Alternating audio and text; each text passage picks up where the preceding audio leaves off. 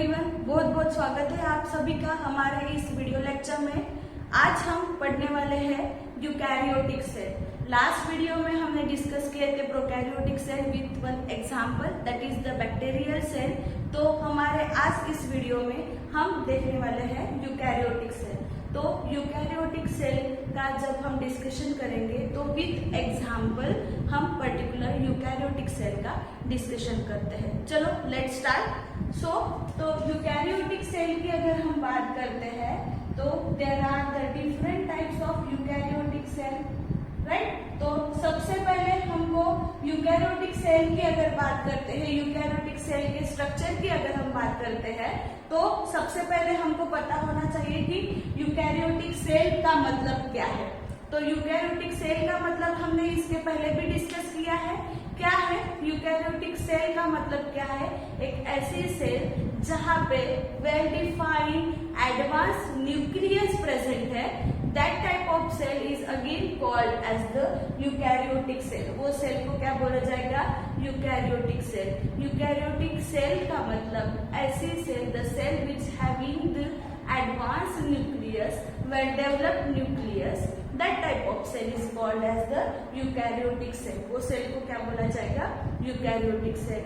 Clear? अब eukaryotic cell का मतलब हमको समझ में आया है। Now we will discuss about the structure of eukaryotic cell by taking one example। हम यूकैरियोटिक सेल का एक एग्जाम्पल लेके हम डिस्कस करते हैं उसका स्ट्रक्चर, राइट। तो सबसे पहले एग्जाम्पल ऑफ यूकैरियोटिक सेल देख लेते हैं। तो there are the 4 different types of eukaryotic cell like the animal cell, another one which is called as the plant cell, third one which is called as the fungal cell, and the fourth one which is again called as the protist cell, right। ऐसे 4 different types है किसके? Eukaryotic cell के। तो हम discuss करेंगे in details about the 2 examples like animal cell and the plant cell. हम animal cell और plant cell का एग्जाम्पल देके पर्टिकुलर एनिमल सेल का स्ट्रक्चर कैसे होता है, प्लांट सेल का स्ट्रक्चर कैसे रहेगा, इन डिटेल्स हम डिस्कस करेंगे। ओके, तो first we will start from the animal cell. Starts from the animal cell. हम डिस्कस करते हैं स्ट्रक्चर ऑफ एनिमल सेल। तो नॉर्मली अगर देखा जाए तो एनिमल सेल का जो कॉमन स्ट्रक्चर जो है which is always present in oval shape और in the spherical shape. Oval shape और स्फेरिकल शेप में ही कॉमनली एनिमल सेल प्रेजेंट होते हैं। Again this is called as the plasma membrane. outer layer of that particular membrane which is called as the plasma membrane, which is again called as the outer layer. Inside the cell there is one double membrane structure is present। double membrane present रहती है यहाँ पे cell, animal cell के centre में one double membrane bonded structure is present, right। this is again called as the nuclear membrane. उसको ही क्या बोला जाता है? Nuclear membrane. Again inside the nuclear membrane one strong strain structure, one dark strain structure is present, one dark bodies are present.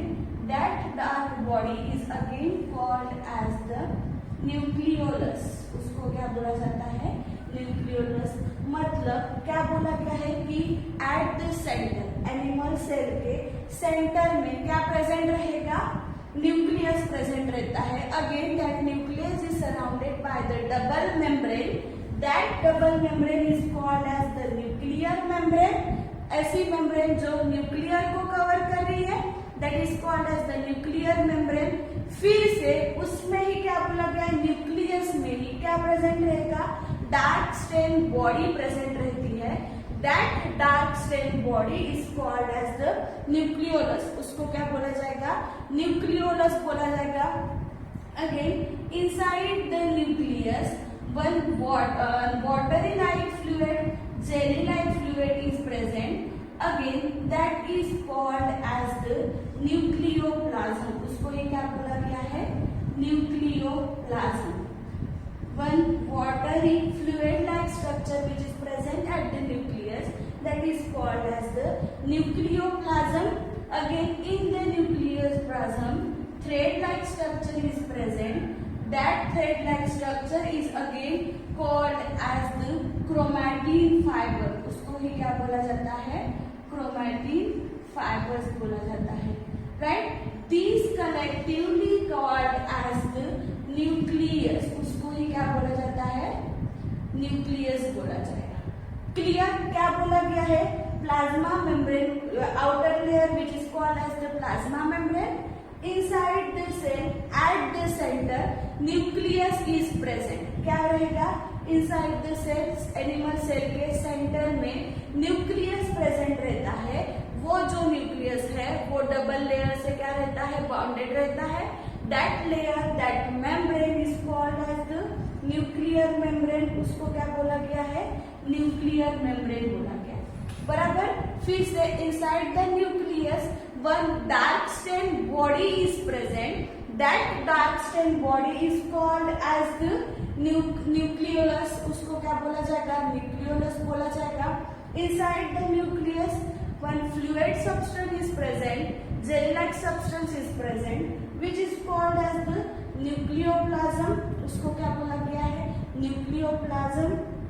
Again, some thread-like structure are present inside the nucleoplasm, inside the nucleus. That is called as the chromatin fibers. उसको क्या बोला जाएगा? chromatin fibers. ये पूरे structure मिलके, मतलब ये पूरे कंपोनेंट मिलके ये जो पूरा स्ट्रक्चर फॉर्म हो रहा है, that whole structure is called as the nucleus. उसको पूरे इसको क्या बोला जाएगा? न्यूक्लियस बोला जाएगा. क्लियर? अगेन नेक्स्ट वन देखते हैं कि in between the nuclear membrane and plasma membrane, मतलब ये जो गैप दिख रही है, again this gap is filled by another jelly like fluid, another watery substance, that is called as the cytoplasm. उसको क्या बोला जाएगा? साइटोप्लाज्म. मतलब cytoplasm is present in between the plasma membrane and the nuclear membrane. Nuclear membrane और plasma membrane में जो gap रहती है वहां पे एक watery gelatinous like jelly like substance present होता है. That substance is called as the cytoplasm. उसको क्या बोला जाएगा? साइटोप्लाज्म. क्लियर? उसके बाद inside the cytoplasm again the membrane bounded organelles are present. Membrane bounded structure is present inside the cytoplasm. That substance is called as the organelles. उसको ही क्या बोला जाएगा? organelles. क्या बोला गया है कि पर्टिकुलर ये साइटोप्लाज्म में कुछ मेम्ब्रेन बॉन्डेड स्ट्रक्चर भी प्रेजेंट रहते हैं. तो ऐसे membrane bounded structure which are present inside the cytoplasm, that structure is called as the organelles. उसको क्या बोला जाएगा?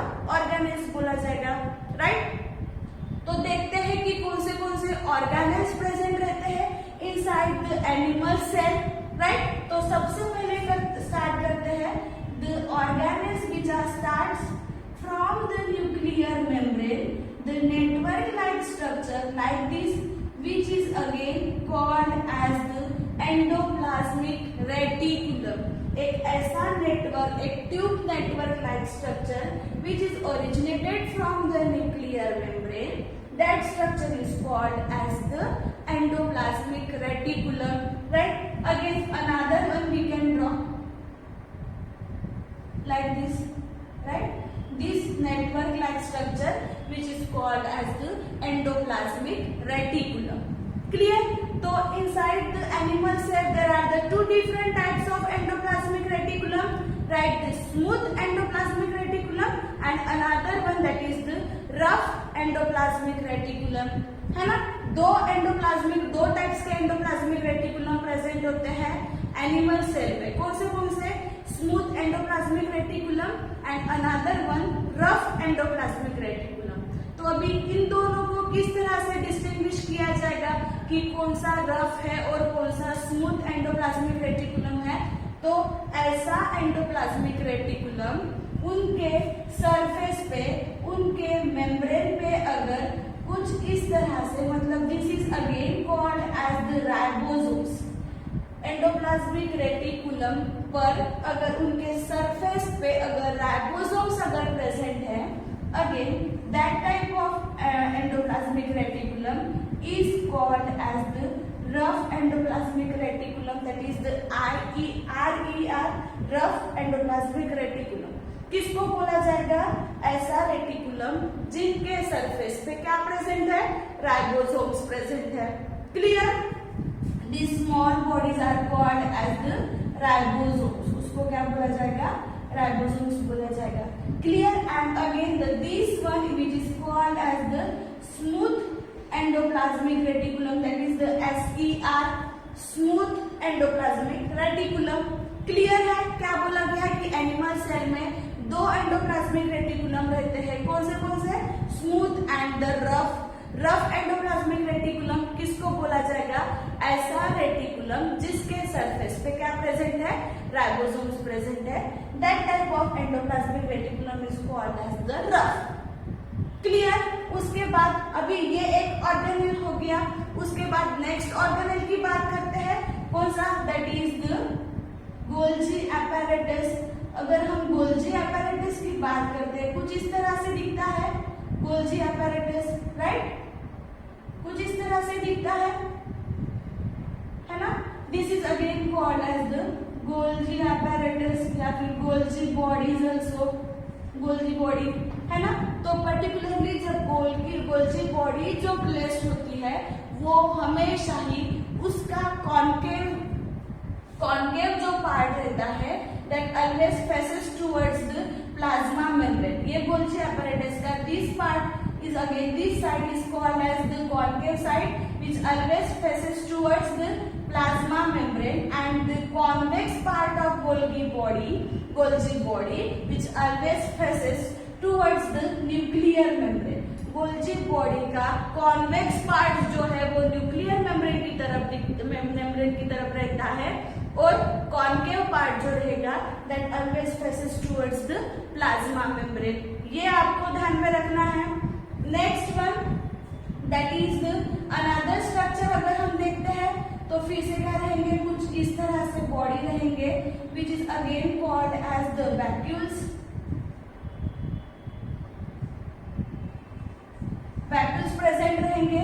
वैक्यूल्स के साथ फिर से लाइसोसोम्स प्रेजेंट रहते हैं। कहाँ पे? एनिमल सेल्स में वैक्यूोल्स प्रेजेंट रहेंगे, लाइसोसोम्स प्रेजेंट रहते हैं। बराबर? मतलब ये again there are some cytoskeletons are also present. Cytoskeletons are nothing but the thread like structure. कौन से? Thread like structure which is again present in the animal cell। that thread like structure is again called as the cytoskeleton। इनको ही क्या बोला जाएगा? Cytoskeleton. Clear?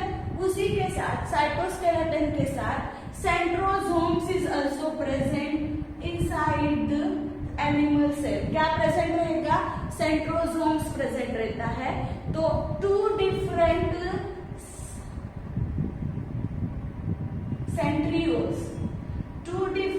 centrioles which again surrounded by the 9 units, and these collectively structure which is called as the centrosomes। उसको ही क्या बोला जाएगा? Centrosome का स्ट्रक्चर जो है, centrosomes is again consist of the two centrioles. दो सेंट्रियोल्स से एक सेंट्रोसोम्स बनेगा, तो वो दो सेंट्रियोल्स मतलब ये एक अज्यूम कर सकते हैं and this one is another. These two are the centrioles which is again surrounded by the 9 subunit। जो 9 सबयूनिट से जो दो सेंट्रियोल्स कवर्ड होने के बाद जो स्ट्रक्चर फॉर्म होगा, again that structure is called as the centrosomes. उसको ही क्या बोला गया है? सेंट्रोसोम्स बोला गया है। क्लियर है इतना? This is all about the animal cell. ये किसके बारे में हो गया? पूरा एनिमल सेल के बारे में। चलो एक बार हम फिर से रिवीजन कर लेते हैं। क्या बोला गया है कि generally the common shape of animal cell is the oval और द स्फेरिकल। कॉमन शेप क्या है एनिमल सेल का, ओवल या फिर स्फेरिकल शेप में एनिमल सेल पाए जाते हैं, बराबर। The outer layer of animal cell which is called as the plasma membrane, जो आउटर लेयर रहेगी एनिमल सेल की उसको ही क्या बोला गया है, प्लाज्मा मेम्ब्रेन बोला गया है, राइट। नेक्स्ट आते हैं इनसाइड द सेल। अगर हम सेल के इनसाइड की अगर अंदर की बात अगर करते हैं तो क्या बोला गया है, at the centre of the animal cell, animal cell के सेंटर में क्या प्रेजेंट रहेगा, न्यूक्लियस प्रेजेंट रहेगा। Again that nucleus is surrounded by the double membrane which is again called as the nuclear membrane, right? This is again called as the nuclear membrane, right? Again there are some pores are present like this, ये pores आपको दिख रहे हैं ना, these pores are again called as the nuclear pore, उसको ही क्या बोला जाता है, nuclear pore। कहाँ पे फॉर्म होते हैं, at the nuclear membrane, nuclear membrane में फिर से कुछ पोर्स फॉर्म होते हैं, again that pores are called as the nuclear pore. Clear है। Inside the nucleus dark stain bodies are found, that dark stain bodies is again called as the nucleolus, उसको ही क्या बोला जाता है, न्यूक्लियोलस।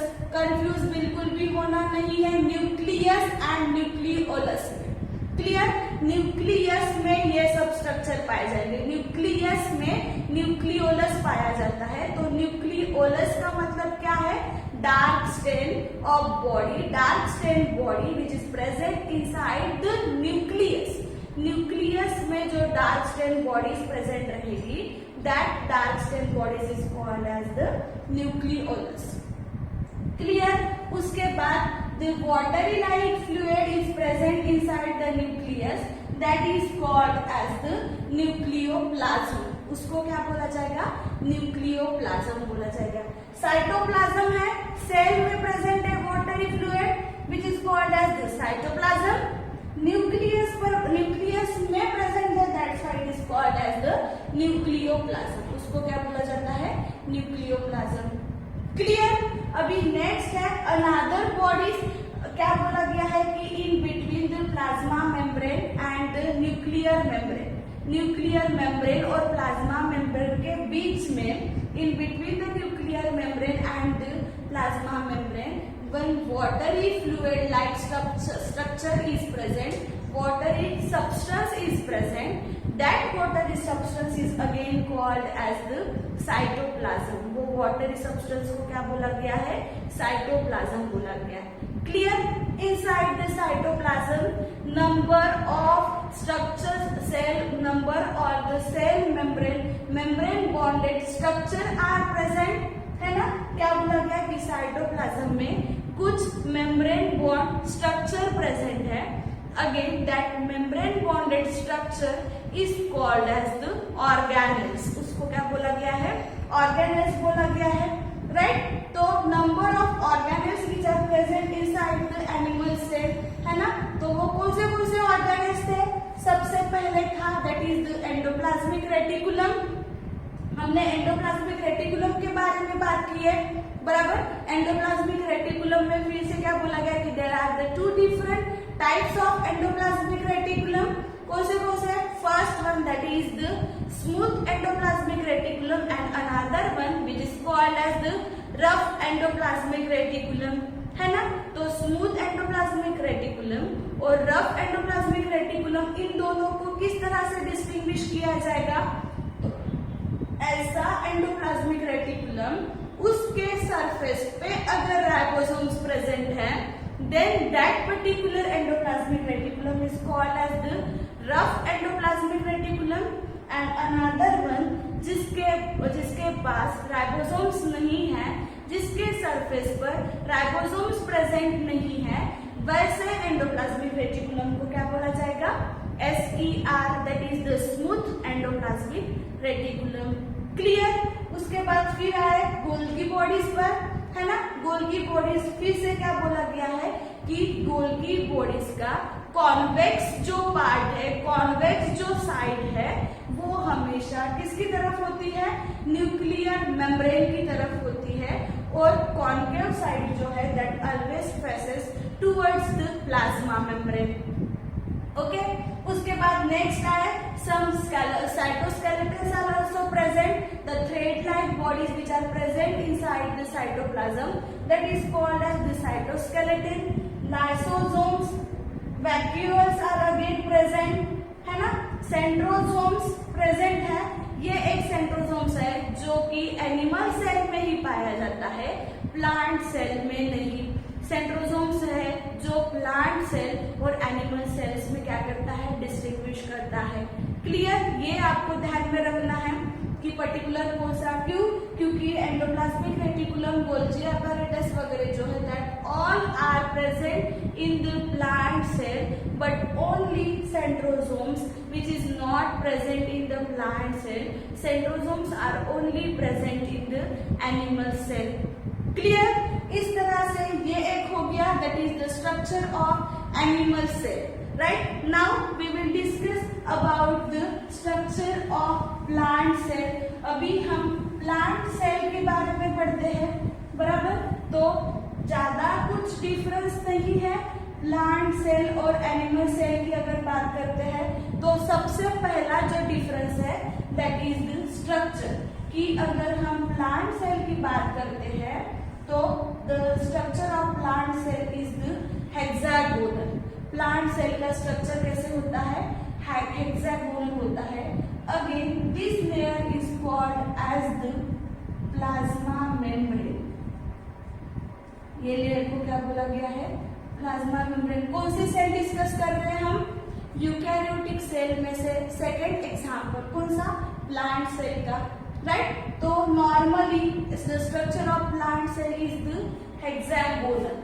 कैसे रहता है, हेक्सागोनल उसका स्ट्रक्चर रहता है, मतलब कुछ इस तरह से, राइट। तो जो आउटर कवरिंग है which is called as the plasma membrane, again this plasma membrane is covered by the another layer. ये जो प्लाज्मा मेम्ब्रेन है वो फिर से अनदर लेयर से क्या हुई है, कवर्ड हुई है। Again this layer is called as the cell wall. वही लेयर को क्या बोला गया है, सेल वॉल बोला गया है। कौन से, the outer layer which is again covered by the plasma membrane, that layer is called as the cell wall। वो लेयर को क्या बोला गया है, सेल वॉल बोला गया है। ये एक डिफरेंस है कहाँ पे, कि अगर हम एनिमल सेल का मतलब एनिमल सेल डिस्कस किए, एनिमल सेल में सेल वॉल प्रेजेंट नहीं थी, राइट। बट अगर हम प्लांट सेल की बात करते हैं तो प्लांट सेल में क्या प्रेजेंट है, सेल वॉल प्रेजेंट है। Again this cell wall which is consist of the cellulose, मतलब प्लांट सेल में सेलुलोजिक सेल वॉल प्रेजेंट रहेगी। The cell wall of plant cell which is consist of the cellulose. Clear? Again in between the cell wall के बीच में फिर से क्या बोला गया है, there is some gaps are present। Gap नहीं बोल सकते हो कि where the cellulose is not present। क्या बोला गया है कि जो पर्टिकुलर प्लांट की जो सेल वॉल रहेगी वो सेल वॉल में बीच बीच में कुछ इस तरह से गैप आया हुआ है। गैप मतलब फिर से क्या बोल सकते हो कि वो पर्टिकुलर एरिया में सेलुलोज प्रेजेंट नहीं है। It forms like this structure, right. तो this structure is again called as the pits. उसको क्या बोला गया है, पिट बोला गया है, राइट। तो ये particular what is the exact function of pit which is again responsible, which again helps to exchange the substance in between the two plant cell. दो प्लांट सेल जब रहते हैं तब क्या होगा, पर्टिकुलर वो दोनों प्लांट सेल में से अगर मतलब वो दोनों प्लांट सेल को कुछ सब्सटेंस अगर एक्सचेंज करना है तो वो particular with the help of the pit की हेल्प से दोनों भी प्लांट सेल क्या करते हैं, सब्सटेंस को एक्सचेंज करते हैं। Clear? That pits are again present on the cell wall. Pits कैसे प्रोड्यूस हो रहा है कि सेल वॉल में कुछ एरिया एरिया ऐसे रहेंगे जहाँ पे सेलुलोज प्रेजेंट नहीं रहेगा, that particular structure is again called as the pit. उसको क्या बोला गया है? पिट बोला गया है। तो what is the function of pit? Pit का फंक्शन क्या रहेगा कि particular for exchanging the substance in between the two plant cell. दो प्लांट सेल में अगर सब्सटेंस एक्सचेंज होता है तो वो किसकी हेल्प से होता है?